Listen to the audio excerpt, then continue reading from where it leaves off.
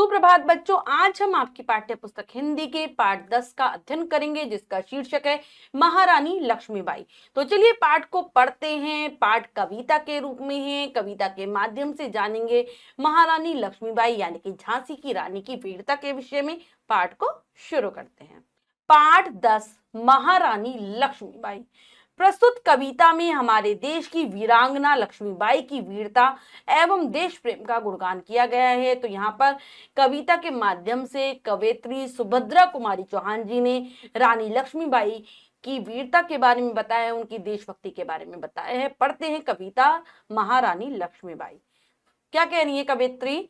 सिंहासन हिल उठे, राजवंशों ने भ्रकटी तानी थी, बूढ़े भारत में भी आई फिर से नई जवानी थी, गुमी हुई आजादी की कीमत सबने पहचानी थी, दूर फिरंगी को करने की सबने मन में ठानी थी। तो बच्चों, ये जो कविता है महारानी लक्ष्मीबाई उस समय के बारे में हमको बताती है जब 1857 में सन 1857 में हमारा पहला स्वतंत्रता संग्राम हुआ था देश को आजाद कराने के लिए। तो उस समय की ये वर्णन है जब रानी लक्ष्मीबाई बहुत ही वीरता के साथ लड़ी थी। तो पढ़ते हैं क्या कह रही है कवित्री। सिंहासन हिल उठे, राजवंशों ने भ्रकटी तानी थी, कि उस समय हमारा जो देश था अंग्रेजों का गुलाम था, लेकिन 1857 की जब क्रांति हुई तो ऐसा लगा कि जो राजा है महाराजा है उनके सिंहासन हिलने लगे हैं। इतनी भयंकर रूप से क्रांति की ज्वाला हमारे भारत में फैली थी। जो राजवंश थे, जो राजा थे, उनके वंशजों ने अपनी जो भ्रकटी तान ली थी यानी कि अपनी भौं को टेढ़ा कर लिया था। उन्हें अपने अंदर आजादी की जो ज्वाला थी उसको जलाना था।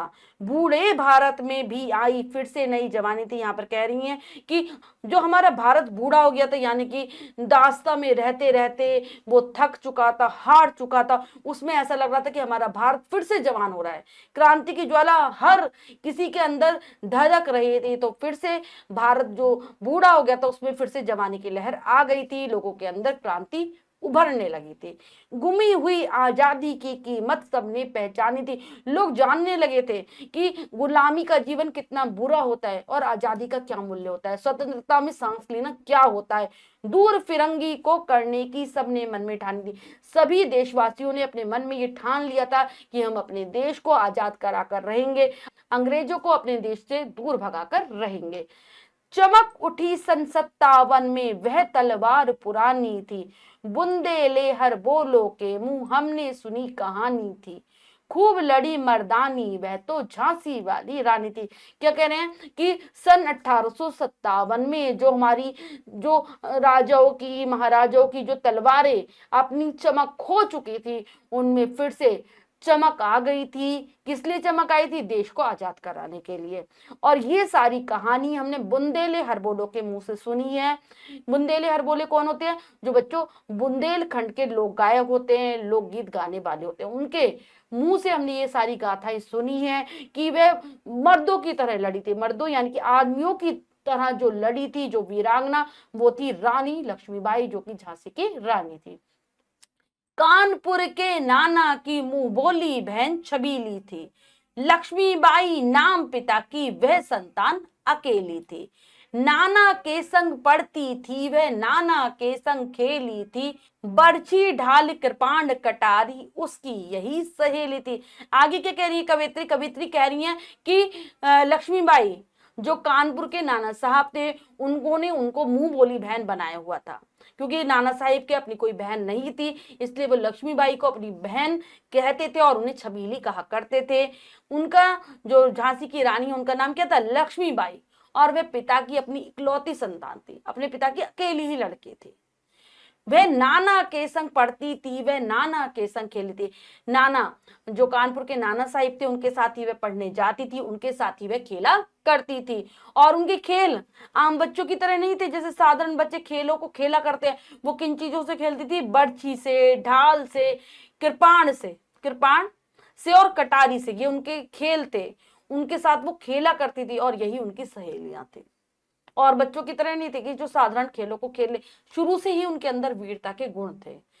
वीर शिवाजी की गाथाएं उसको याद जुबानी थी, बुंदेले हर बोलो के मुंह, हमने सुनी कहानी थी, खूब लड़ी मर्दानी, वह तो झांसी वाली रानी थी।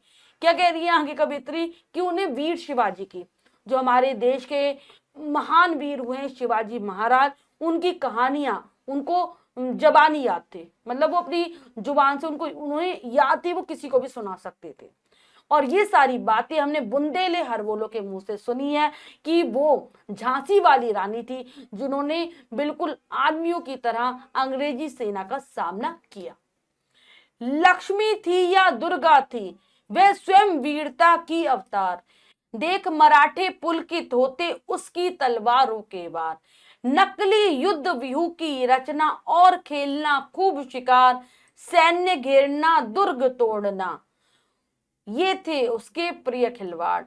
क्या कह रही है आगे कवित्री, लक्ष्मी थी या दुर्गा थी, वह स्वयं वीरता की अवतार, कि हम उन्हें लक्ष्मी का नाम दे या फिर दुर्गा का नाम दे, वो तो वीरता की अवतारी थी, मतलब हम सभी को वीरता से अचंभित करने आई थी। और उनके देख मराठे पुलकित होते उसकी तलवारों के वार, उनको तलवार इतनी अच्छे से चलाना आता था, तलवारों से वो इतने अच्छे से वार करती थी कि जो मराठे लोग थे वो खुश हुआ करते थे उनके वारों को देखकर, उनकी इस युद्ध कला को देखकर।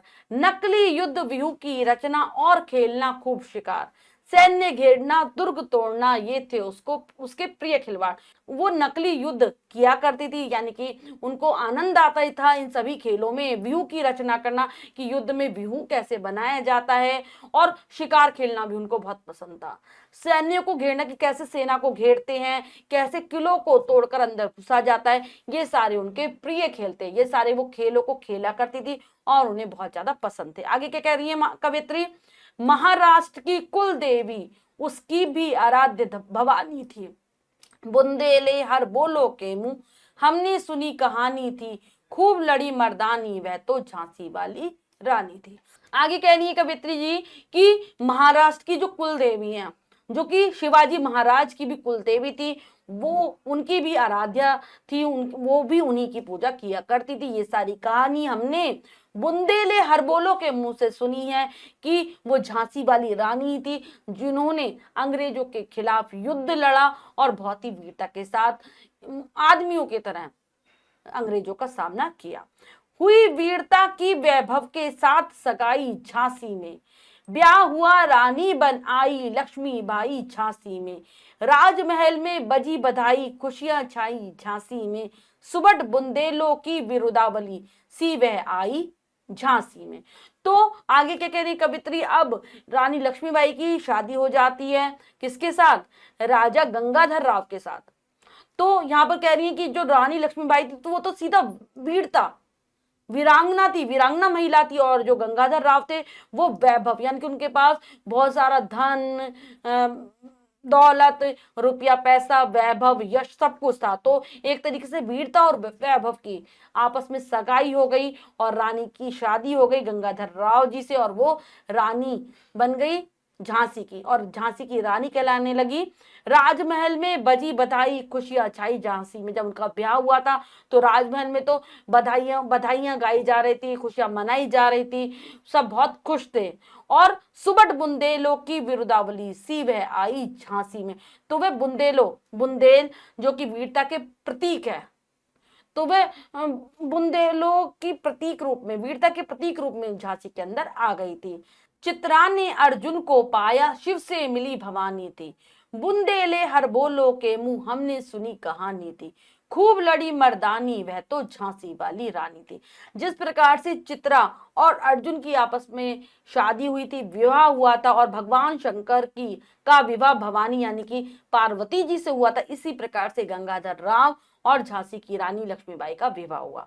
बिल्कुल उनकी उनकी चित्रा और अर्जुन और शंकर भगवान और पार्वती जी के से मिसाल दी जा रही थी, उनकी जैसी ही जोड़ी बताई जा रही है। यहाँ पर कवित्री कह रही है ये सारी बातें हमने बुंदेले हरबोलो के मुंह से सुनी है कि वे झांसी की रानी ही थी, जिन्होंने अंग्रेजों का सामना आदमियों की तरह ही किया।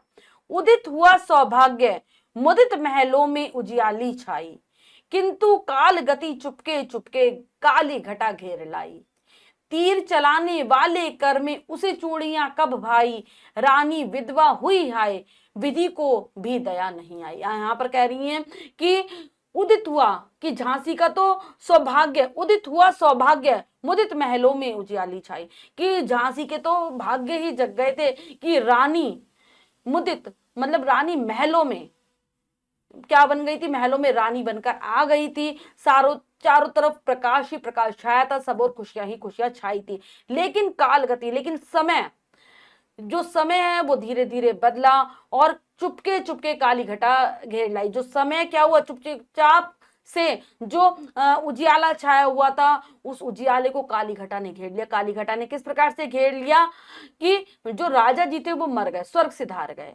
तीर चलाने वाले कर में उसे चूड़ियां कब भाई। जो रानी इतनी बड़ी वीरांगना थी, उनके हाथों में समय को, काल गति को भी चूड़ियां अच्छी नहीं लगी। उनके हाथों में तो उन्हें तीर ही अच्छे लगते थे, इसीलिए राजा जी मर गए, रानी विधवा हो गई और भाग्य को भी उन पर तरस नहीं आया। आगे क्या कह रही है कवित्री, नी संतान मरे राजा जी, रानी शोक समानी थी, बुंदेले हर बोलो के मुंह हमने सुनी कहानी थी, खूब लड़ी मर्दानी वह तो झांसी वाली रानी थे। क्या कह रहे हैं कि राजा जी बिना संतान के ही मर गए, उनके कोई पुत्र या पुत्री भी नहीं हुई थी। और ये सारी बातें हमने बुंदेले हरबोलों के मुंह से सुनी है कि वो रानी झांसी वाली रानी थी, जो मर्दों के समान अंग्रेजों से लड़ी थी, आदमियों के समान उन्होंने वीरता से अंग्रेजों का सामना किया था।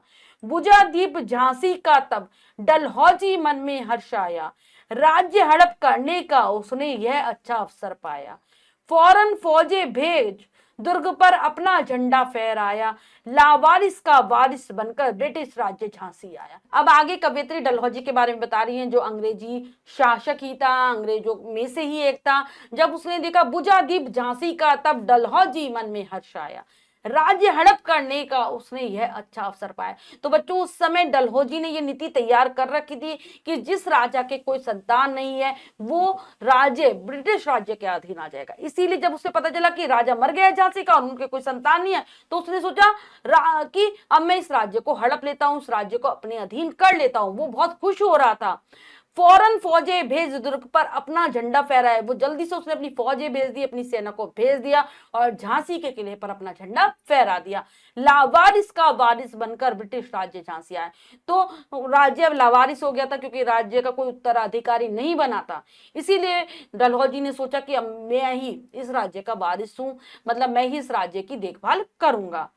अश्रुपूर्ण रानी ने देखा झांसी हुई वीरानी थी, बुंदेले हर बोलो के मुंह हमने सुनी कहानी थी, खूब लड़ी मर्दानी वह तो झांसी वाली रानी थी। तो क्या कह रहे हैं, जब रानी ने जब ये देखा कि मतलब अश्रुपूर्ण आंसू भरी आंखों से उसने देखा कि मेरी झांसी वीरान हो गई है, झांसी का कोई उत्तराधिकारी नहीं बचा है। और ये सारी गाथाएं हम सुन रहे हैं बुंदेले हरबोलो के द्वारा कि वह झांसी की रानी थी, जिन्होंने अंग्रेजों का सामना बहुत वीरता, साहस और आदमियों के समान किया। आगे पढ़ते हैं। छिनी राजधानी दिल्ली की, लिया लखनऊ बातों बात, कैद पेशवा था बिठूर में, हुआ नागपुर पर भी घात, उदयपुर तंजौर सतारा कर्नाटक की कौन बिसात, जबकि सिंध पंजाब ब्रह्मा पर्व अभी हुआ था वज्र निपात। क्या कह रहे हैं, ऐसे ही अंग्रेजों ने एक एक कर सारी जगहों पर अपना अधिकार कर लिया। दिल्ली को अपने कब्जे में कर लिया, लखनऊ को भी अपने कब्जे में कर लिया था। पेशवा जो कि बिठूर के शासक थे वो भी कैद कर लिए गए और नागपुर पर भी अंग्रेजों द्वारा हमला कर दिया गया। उदयपुर तंजौर सतारा कर्नाटक सब अंग्रेजों के अधीन हो गए। सिंध पंजाब और ब्रह्मपुत्र आदि जगहों पर भी अंग्रेजों ने अपना कठोर प्रहार किया और उनको अपने अधीन कर लिया। बंगाल मद्रास आदि की भी तो वही कहानी थी, बुंदेले हर बोलो के मुंह हमने सुनी कहानी थी, खूब लड़ी मर्दानी वह तो झांसी वाली रानी थी। तो बंगाल हो चाहे मद्रास हो, सबकी यही कहानी चल रही थी। सब राज्य एक एक कर अंग्रेजों के अधीन होते जा रहे थे। ये सारी बातें हमने बुंदेले हरबोलो के मुंह से सुनी है कि वह केवल लक्ष्मीबाई थी जिन्होंने अंग्रेजों का सामना बहुत ही वीरता के साथ किया। आगे बढ़ते हैं। इनकी गाथा छोड़ चले हम झांसी के मैदानों में, जहां खड़ी है लक्ष्मी माई मर्द बनी मैदानों में, लेफ्टिनेंट वॉकर आ पहुंचा, आगे बढ़ा जवानों में, रानी ने तलवार खींच ली, हुआ द्वंद आसमानों में। आगे क्या कह रहे हैं कि हम ये सारी बातें और राज्यों की बातें छोड़कर सीधा झांसी के मैदान में पहुंच जाते हैं, जहां लक्ष्मीबाई अंग्रेजों का सामना कर रही है मर्द बनकर, यानी कि आदमियों की तरह, पुरुष रूप में, पुरुष वेश में, वीरांगना के वेश में वो अंग्रेजों का सामना कर रही है। तभी उसके सामने लेफ्टिनेंट वॉकर आ जाता है, जो अपनी फौज में वो आगे बढ़ता है, रानी के सामने आकर खड़ा हो जाता है। रानी उसको देखकर, रानी ने तलवार खींच ली, हुआ द्वंद आसमान में, रानी भी अपनी तलवार को निकाल लेती है और फिर दोनों की लड़ाई होने लगती है। ऐसा लगता है कि इतना भयंकर युद्ध हो रहा था कि ये युद्ध आसमान तक गूंज कर रहा है, आसमान तक गूंज रहा है। आगे क्या कह रहे हैं, जख्मी होकर वॉकर भागा, उसे अजब हैरानी थी, बुंदेले हर बोलो के मुंह हमने सुनी कहानी थी, खूब लड़ी मर्दानी वह तो झांसी वाली रानी थी। जो अंग्रेजों का लेफ्टिनेंट वॉकर था वो घायल हो जाता है रानी की तलवार के द्वारा और वह मैदान छोड़कर भाग जाता है। सबको बड़ी आश्चर्य होता है, सबको बड़ी हैरानी होती है कि रानी ने इसको हरा दिया। ये सारी चीजें हमने, ये सारी कहानियां हमने बुंदेले हरबोलो के माध्यम से सुनी है कि वह रानी लक्ष्मीबाई थी जिन्होंने अंग्रेजों का सामना बहुत वीरता के साथ किया। आगे क्या कह रहे हैं, रानी बड़ी काल पी आई, कर 100 मील निरंतर पार, घोड़ा थका गिरा भूमि पर, गया स्वर्ग तत्काल सिधार, यमुना तट पर अंग्रेजों ने फिर खाई रानी से हार, विजयी रानी आगे चल दी, क्या ग्वालियर पद अधिकार। तो रानी लगातार अंग्रेजों का सामना करते हुए आगे बढ़ रही थी। रानी बड़ी काल पी आई, कर 100 मील निरंतर पार, रानी लगातार आगे बढ़ती जा रही थी। उसने 100 मील लगातार चलते हुए पार कर लिए थे और एक स्थान आगे काल पे। और इतना लगातार चलने से, निरंतर चलने से घोड़ा थका गिरा भूमि पर, गया स्वर्ग तत्काल सिधार। तो लगातार घोड़ा भाग रहा था उनका, इसलिए वो भूमि पर गिर गया और उसकी मृत्यु हो गई। यमुना तट पर अंग्रेजों ने फिर खाई रानी से हार। यमुना के किनारे अंग्रेजों और रानी लक्ष्मीबाई का युद्ध हुआ और अंग्रेज उसमें हार गए। विजयी रानी ने यहाँ पर विजय हासिल कर ली थी। विजयी रानी आगे चल दी, क्या ग्वालियर पर अधिकार, आगे बढ़ी, ग्वालियर पहुंची और वहां पर भी उसने अंग्रेजों को हराकर ग्वालियर पर कब्जा कर लिया।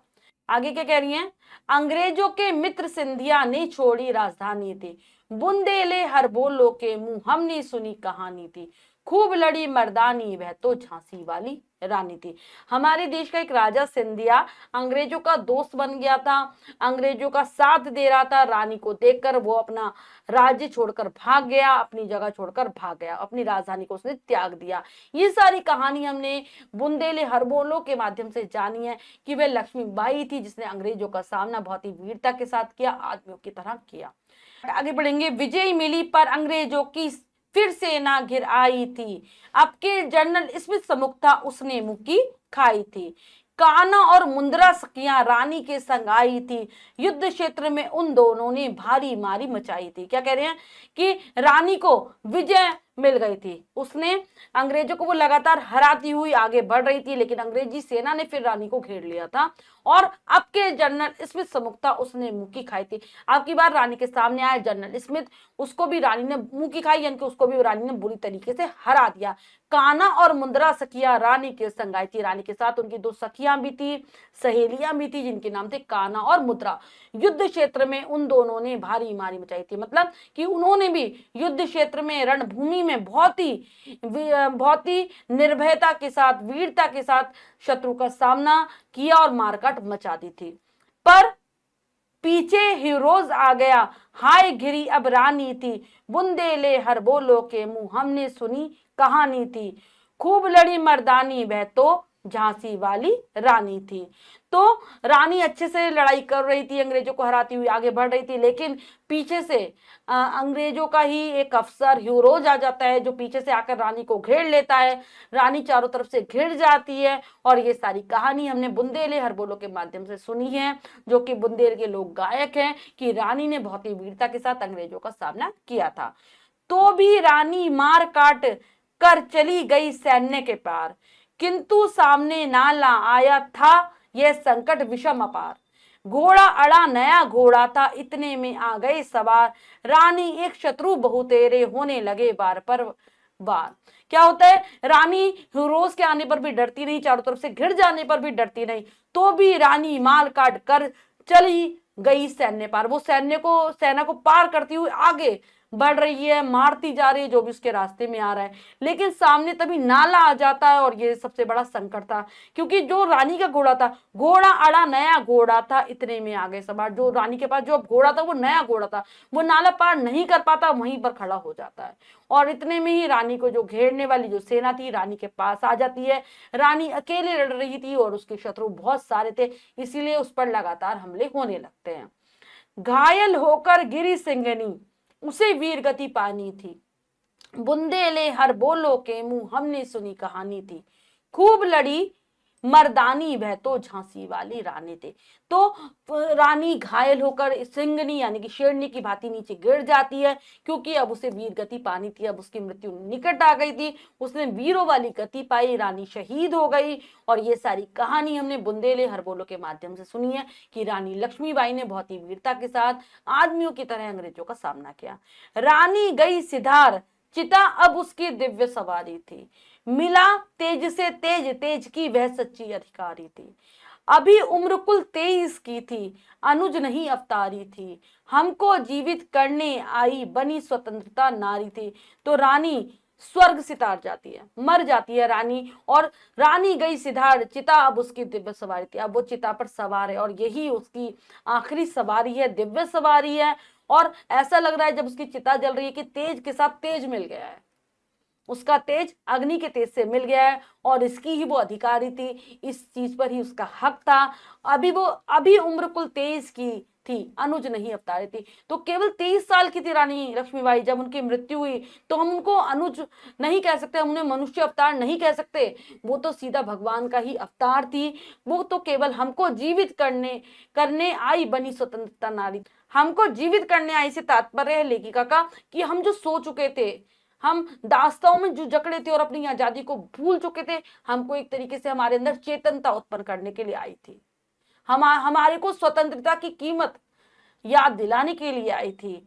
दिखा गई पथ सिखा गई, हमको जो सीख सिखानी थी, बुंदेले हर बोलो के मुंह हमने सुनी कहानी थी, खूब लड़ी मर्दानी वह तो झांसी वाली रानी थी। क्या कह रही है अंत में कवियत्री? कह रही है कि दिखा गई पथ सिखा गई, हमको जो सीख सिखानी थी, कि हमें वो रास्ता दिखा गई, हमको जो उसे सीख देनी थी वो हमें सीख देकर चली गई। ये सारी बातें हमने बुंदेले हरबोलो के माध्यम से सुनी है कि वह झांसी की रानी लक्ष्मीबाई थी, जिन्होंने अंग्रेजों का सामना बहुत ही वीरता के साथ किया, बहुत वीरता के साथ वो लड़ी और अंत में वीर गति को प्राप्त हुई। बिल्कुल आदमियों की तरह उन्होंने अंग्रेजों का सामना किया था। पाठ लिखा है सुभद्रा कुमारी चौहान जी ने। पाठ शिक्षा देता है देश के लिए सर्वस्व न्योछावर करने के लिए हर समय तैयार रहना चाहिए, कि देश को हमें सर्वोपरि मानना है और देश पर अगर मुसीबत आए तो हमें सब कुछ अपना न्योछावर कर देना चाहिए, अपना सब कुछ बलिदान कर देना चाहिए। उद्देश्य क्या है पाठ का? देश प्रेम का भाव जगाना। तो ये पाठ हमारे अंदर देशभक्ति को जगाता है कि किस प्रकार से हमें स्वतंत्रता मिली है, हमें आजादी की कीमत समझनी चाहिए और हमें अपने देश से प्यार करना चाहिए। पाठ की शब्दार्थ कर लेते हैं बच्चों। भ्रकटी भोहे, फिरंगी अंग्रेज, कृपाण तलवार, पुलकित प्रसन्न, भवानी पार्वती दुर्गा देवी, व्यू युद्ध के समय की जाने वाली सेना की स्थापना, सैन्य सेना, सुभट रणकौशल योद्धा, मुदित प्रसन्न, कर हाथ, विधि भाग्य विधाता, लावारिस बिना उत्तराधिकारी के, बिरानी उजड़ी हुई पराई, विषम कठिन वारिस उत्तराधिकारी, वज्र निपात बिजली गिरना, अचानक ही भीषण संकट आ जाना, द्वंद्व दो लोगों के बीच होने वाला युद्ध, अवतार अवतार ग्रहण करने वाली देवी, विरुद्धावली यश की पंक्ति। तो बच्चों ये है पाठ के शब्दार्थ, इन्हें आप बहुत अच्छे से याद कर लेना। करते हैं अभ्यास कार्य। क्या सीखा में से पहला प्रश्न है, लिखित अभिव्यक्ति में से सही विकल्प पर सही लगाइए। प्रश्न में 4 विकल्प है, 3 गलत 1 सही है। हमें सही विकल्प को चुनना है, सही का निशान लगा देना है। करते हैं, युद्ध क्षेत्र में रानी के साथ कौन सी सखियाएं थी? सुनीति और सुनिधि, काना और मुंद्रा, काजल और पायल। सभी सही। तो आ जाएगा काना और मुंद्रा। इस कविता की रचयिता कौन है? सुभद्रा कुमारी चौहान, महादेवी वर्मा, मीराबाई, लक्ष्मीबाई। तो सुभद्रा कुमारी चौहान जी हैं। सभी भारतवासियों ने किसकी कीमत पहचान ली थी? आजादी की, गुलामी की, इंसानियत की। सभी गलत। तो आजादी की। रानी लक्ष्मीबाई कहाँ की रानी बनी? झांसी की, कानपुर की, उदयपुर की, लखनऊ की। तो झांसी की रानी थी। अंग्रेजों की दोबारा हार कहाँ हुई? नदी तट पर, यमुना तट पर, गंगा तट पर, समुद्र तट पर। तो इनकी हार हुई थी यमुना तट पर। नेक्स्ट है, कविता की अधूरी पंक्तियों को पूरा कीजिए। चलिए करते हैं। कानपुर के नाना की मुंह बोली, मुंह बोली बहन छबीली थी। छबीली थी। आगे क्या आएगा? लक्ष्मी लक्ष्मीबाई। लक्ष्मीबाई नाम पिता की वह संतान अकेली थी। आगे नाना के संग पढ़ती थी वह नाना के संग खेली थी। बरछी ढाल कृपाण कटारी उसकी यही सहेली थी। आगे करेंगे। अगली पंक्ति है, छिनी राजधानी दिल्ली की। आगे लिया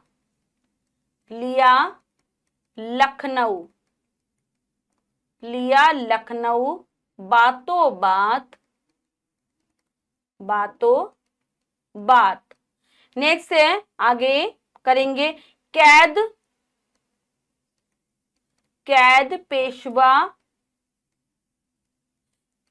पेशवा था बिठूर में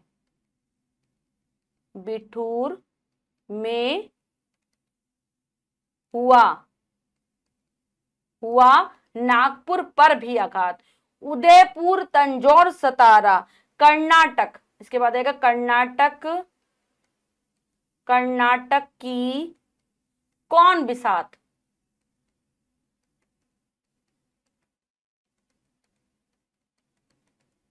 कर्नाटक की कौन बिसात। नेक्स्ट करेंगे, जबकि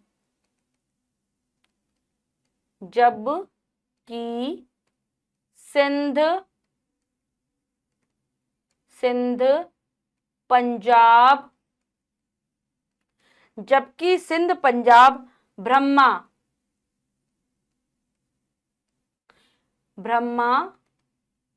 पर भी हुआ, यहां जाएगा हुआ था वज्र निपात। एक बार फिर से पढ़ लेते हैं, हमने पूरा कर लिया है। कानपुर के नाना की मुंह बोली बहन छबीली थी। लक्ष्मीबाई नाम पिता की वह संतान अकेली थी। नाना के संग पढ़ती थी वह नाना के संग खेली थी। बरछी ढाल कृपाण कटारी उसकी यही सहेली थी। छिनी राजधानी दिल्ली की लिया लखनऊ बातों बात। कैद पेशवा था बिठूर में हुआ नागपुर पर भी घात। उदयपुर तंजौर सतारा कर्नाटक की कौन बिसात। जबकि सिंध पंजाब ब्रह्मा पर भी हुआ था वज्र निपात। आगे सत्य कथन पर सही तथा सत्य पर गलत लगाइए, कर लेते हैं। रानी का घोड़ा अंत में घायल हो गया था। अंत में घोड़ा मर गया था, तो घायल नहीं हुआ था, वो सीधा स्वर्ग से हार गया था। लक्ष्मीबाई की 2 संतान थी, गलत। लक्ष्मीबाई अपने पिता की अकेली संतान थी, बिल्कुल सही। लक्ष्मीबाई को पढ़ना पसंद था, नहीं, उनको पढ़ना पसंद नहीं था, उनको तो खेल खेलना पसंद था, जो कि युद्ध से संबंधित होते थे। रानी की दिव्य सवारी चिता थी, बिल्कुल सही। तो बच्चों, हमने पाठ को बहुत अच्छे से समझकर पढ़ा, रानी लक्ष्मीबाई के बारे में जाना और अभ्यास कार्य किया। इसके अतिरिक्त जो भी कार्य है आप स्वयं करेंगे सुंदर अक्षरों में अपनी अभ्यास पुस्तिका में। बच्चों, आज हमने पाठ के माध्यम से जाना कि किस प्रकार से महारानी लक्ष्मीबाई ने अंग्रेजों का सामना किया था, बहुत ही वीरता के साथ, निर्भयता के साथ। आशा करती हूँ ये कविता आपको बहुत अच्छे से समझ आ गई होगी। कविता को फिर से जरूर पढ़ेंगे, शब्दार्थ और कविता को याद करने का प्रयास करेंगे। मिलते हैं अगली कक्षा में नए पाठ के साथ। तब तक के लिए स्वस्थ रहिए, प्रसन्न रहिए। धन्यवाद।